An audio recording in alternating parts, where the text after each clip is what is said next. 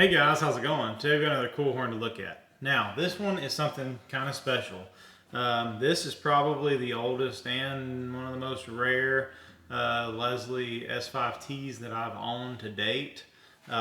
Really cool horn, really fortunate to have been able to acquire this in a trade with a friend of mine. This friend that had this one, he's another very large collector, kind of a quiet collector, isn't real prominent or known in the horn community, but he has a killer collection. But anyway, this is an ex C&NW, so Chicago Northwestern S5T. Now, some of y'all may recognize this horn. This is actually Eric Miller's old horn. So Eric Miller is another big collector. That's not who I got this from, but he once owned this horn, and I think he's one who kind of brought this into light. He has a video of this horn on his channel. Really good sounding horn, pristine sounding horn. But anyway, as I said, this is ex C&NW. Now, it is off of an EMD E8A, unit number 518. So that's the train or the engine that this came off of. Now, S5T, you've got a 25, you have a 31, a 37, 44, and a 55.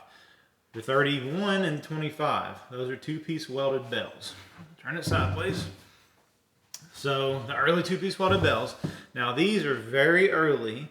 They do not have Leslie Super Typhon or any kind of castings in the bells. They only have the numbers, as you can see, and of course they are squares. The 44, that's the same with all these bells though as far as the castings goes. No castings, even in the 55, which is really hard to find. Now, the 44, as I was saying, it is a square 44, but it's an extended square. So it's actually a 440 where it has the O-ring in the back of the bell that slips through the power chamber, or slips through the manifold.